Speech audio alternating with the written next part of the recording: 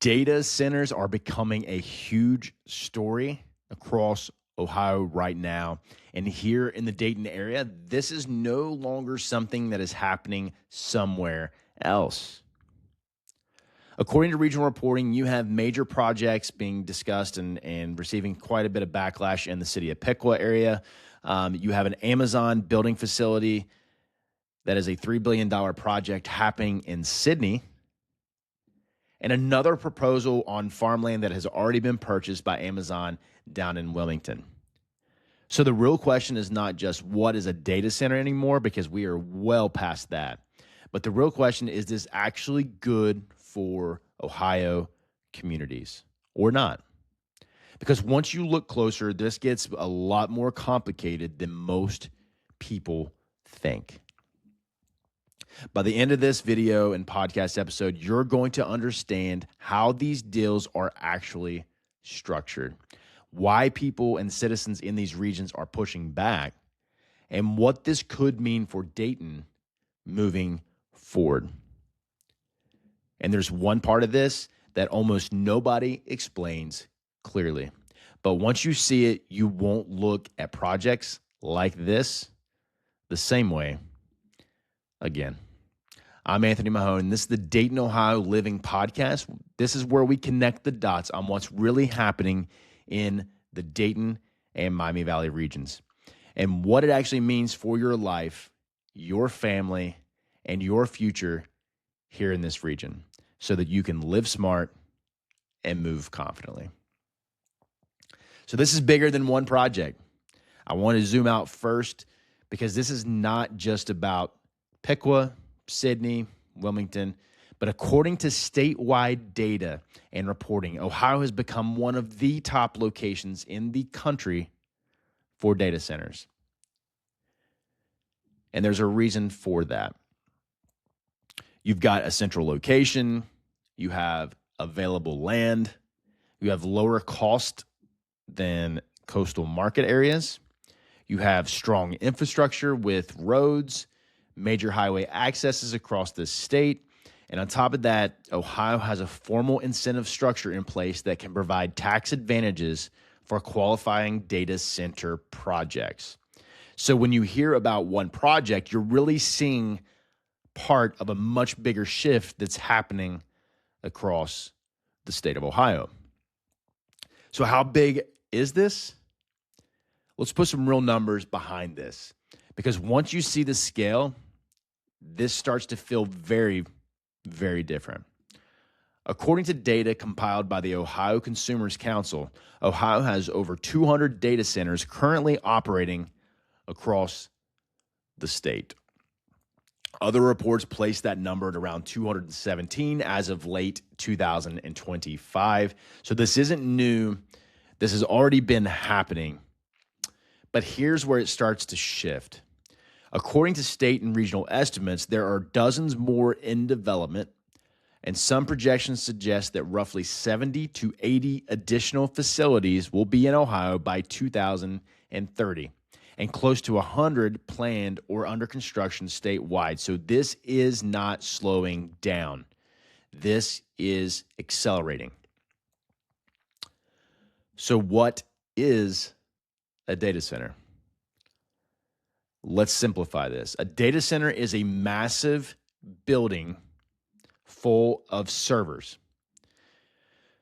It runs 24/7, and these servers power the apps that we use on our smartphones, our tablets, our computers. They power, streaming services. They power cloud services for storage. They cloud something that we all use every day right now, and we don't use it, don't understand it, and that is AI, so artificial intelligence. So even though they don't look exciting, they're part of everyday life and almost everything that we use. So now let's bring this closer to home. Let's bring this closer to the Dayton, Ohio region, because according to local reporting and city documents, several major projects are happening here in the region. You've got a proposed proposed campus in Piqua. You have Amazon's Project Galaxy in Sidney, which is a $3 billion investment. And you've got a large proposed site in Wilmington. with farmland that has already been purchased. So let's focus on Sidney for a second. According to Project Galaxy, or according to reporting, rather, sorry, Amazon's Project Galaxy is roughly a $3 billion development.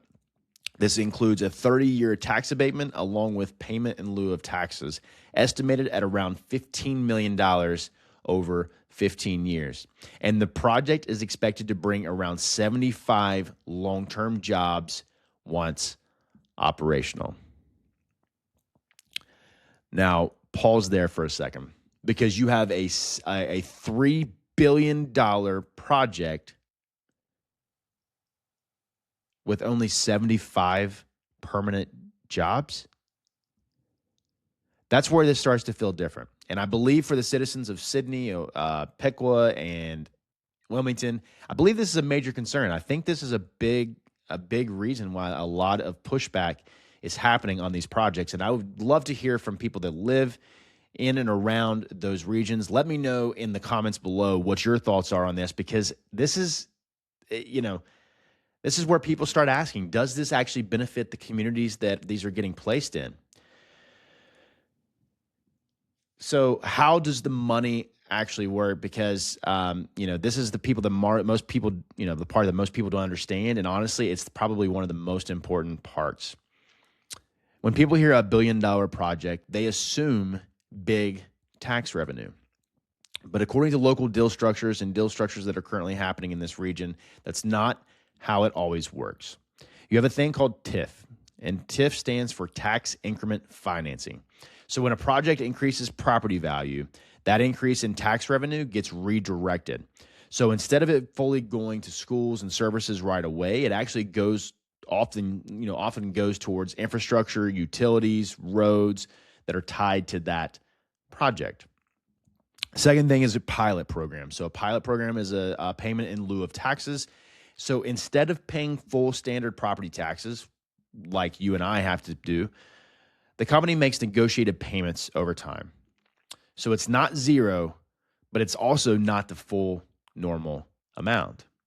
Those may be paid annually, maybe paid monthly, but those are all negotiable things. But just know that they're not paying the full normal amount.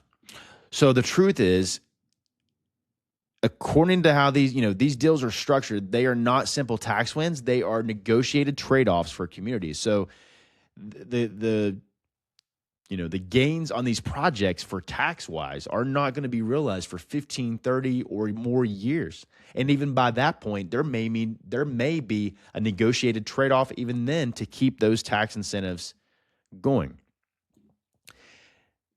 Now, here's the part that almost nobody talks about.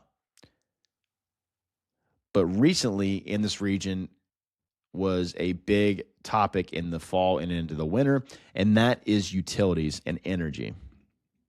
According to industry data and reporting, data centers require massive amounts of electricity.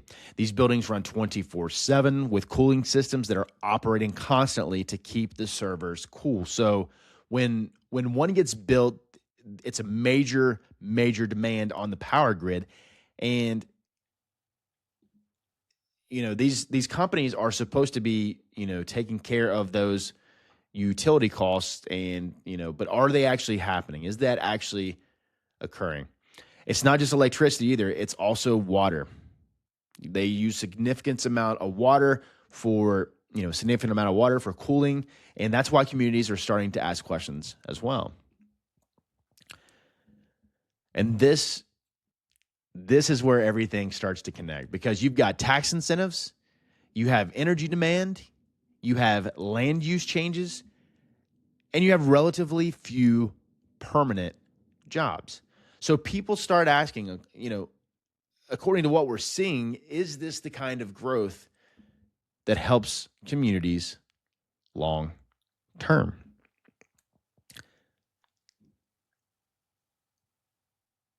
And real quick, if this is the kind of breakdown that helps you understand what's actually happening in Dayton, go ahead and hit subscribe, because this is exactly what we're going to be doing here in this channel, and would love to have you along for our journey, talking about all things Dayton, Ohio in general. And let me know If there's any videos or topics that you would like me to discuss, I read every comment, and let me know in the comments below.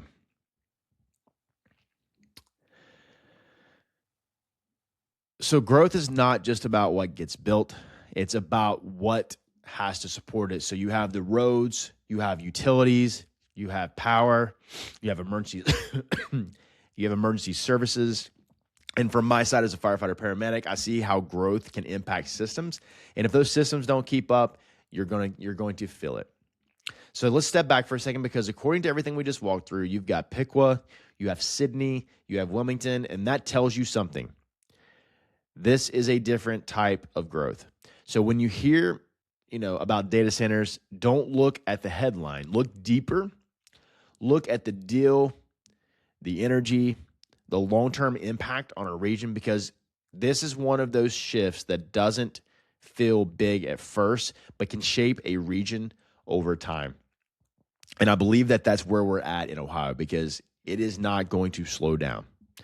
I can tell you that these data centers are going to be popping up everywhere, because money always wins. There will always be a number that farmers, unfortunately,